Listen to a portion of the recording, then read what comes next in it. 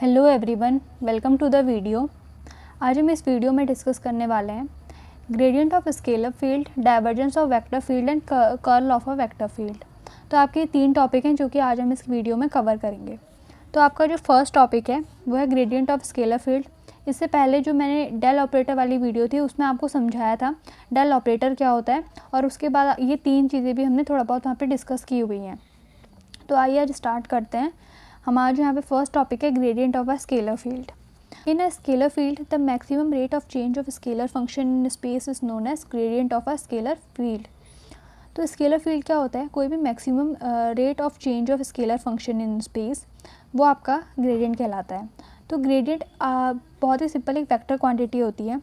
तो इसकी डायरेक्शन उस साइड होगी जहाँ पे आपका रेट ऑफ चेंज क्या है वो मैक्सिमम होगा। तो आई होप आपको ग्रेडियंट समझ में आ गया होगा। ग्रेडियंट का एक फॉर्मूला है जिसे हम इस तरीके से लिखते हैं, जो कि होता है आपका डेल ऑपरेटर और स्केलर फील्ड का आपका डॉट प्रोडक्ट होता है ग्रेडियंट। तो इसे हम ग्रेड 5 इस तरीके से हम इसको रिप्रेजेंट करते हैं। तो अब हमें पता है कि हमारा जो डेल ऑपरेटर है उसे हम कुछ इस तरीके से लिख सकते हैं, I D over D X plus J cap D over D Y plus K cap D over D Z. तो अगर आप इसको स्केलर फील्ड से इंटू करोगे तो 5 जो है वो इन सब में क्या है मल्टीप्लाई हो जाएगा। फाइनल आपका जो यहाँ पे फॉर्मूला आएगा वो कुछ इस तरीके से आएगा, I D 5 over D X plus J cap D 5 over D Y plus K cap D 5 over D Z. तो इस तरीके से आपका क्या ग्रेडियंट का फॉर्मूला आएगा। तो ये है आपका इस gradient of a scalar field.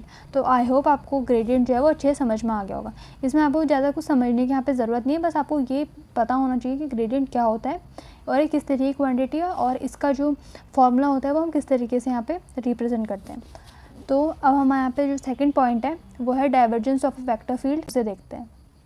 The divergence of a vector field at any point is defined as the amount of flux per unit volume diverging from that point.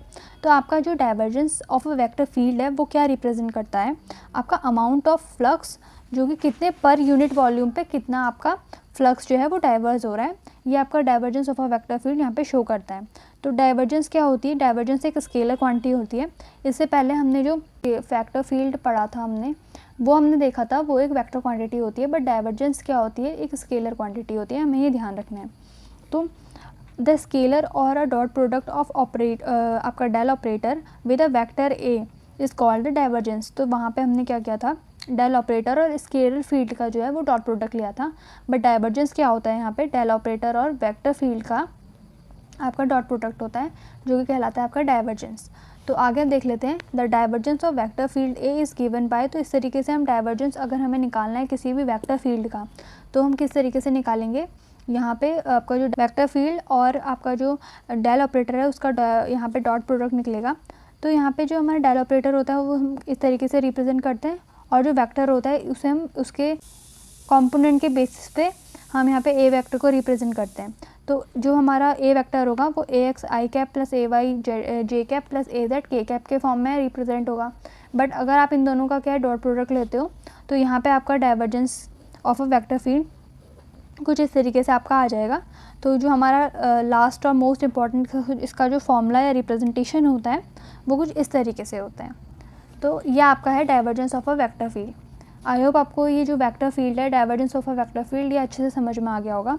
और इसका कुछ नहीं ज़्यादा आपको फॉर्मूला ध्यान में रखना है कि किस तरीके से हम इन्हें रिप्रेजेंट करते हैं। That's it.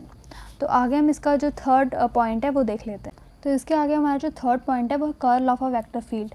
The curl of a vector field is defined as the maximum line integral of the vector per unit area. तो आपका जो the maximum line integral of the vector per unit area, जितना आपका maximum line integration होता है वहाँ पे vector का पर यूनिट एरिया पे, उसे हम कहते हैं कर्ल।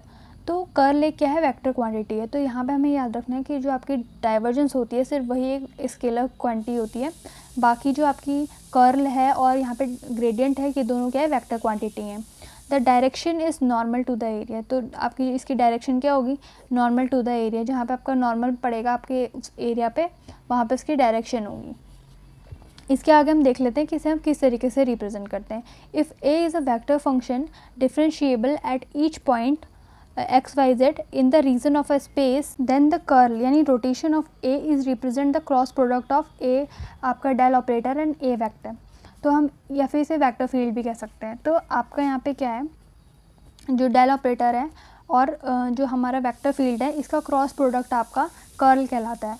तो अगर आप इस तरीके से इनका क्रॉस प्रोडक्ट लोगे तो कुछ इस तरीके से आएगा। आपको आई थिंक आपको आता होगा क्रॉस प्रोडक्ट निकालना। तो इस तरीके से आपको इसके जो कंपोनेंट हैं वो आई, जे और के रिस्पेक्ट में यहाँ पे लिख लेना। इस तरीके से आपका जो ये फॉर्मूला है वो डिराइव हो जाएगा। तो हमें याद रखना है जो हमारा क्रॉस प्रोडक्ट होता है डेल ऑपरेटर और ए वेक्टर का, वो आपका कहलाता है कर्ल ऑफ ए वेक्टर। आपका ये क्या है, ये वेक्टर फील्ड होती है। तो 3 चीज़ें थी यहाँ पे, समझ में आ गई होंगी। तो इसे हम एक और बार समराइज़ कर लेते हैं। तो हमने यहाँ पे क्या देखा, हमने 3 चीज़ें देखी। पहला हमने यहाँ पे ग्रेडियंट देखा, दूसरा आपने यहाँ पे देखा डाइवर्जेंस, और थर्ड आपने यहाँ पे देखा कर्ल। तो सो डाइवर्जेंस, कर्ल और आपका ग्रेडियंट में कोई भी ज़्यादा डिफरेंस नहीं है। जो आपका ग्रेडियंट होता है वो हम सबको पता है क्या है, एक वेक्टर क्वांटिटी है, वेक्टर क्वांटिटी है। इसका हमने डॉट प्रोडक्ट देखा था डेल ऑपरेटर और आपका स्केलर फील्ड का। जो आपका यहाँ पे फाई होता है वो आपका यहाँ पे स्केलर फील्ड होता है, और ये आपका क्या होता है, डेल ऑपरेटर। तो हमें ये याद रखना है, बस हमें इतना यहाँ पे ध्यान रखना है। जितना भी आपको मैंने थ्योरी समझाई इसका बस मीनिंग था कि आपका ग्रेडियंट, डाइवर्जेंस और कर्ल का मीनिंग क्या होता है, बस इतना था।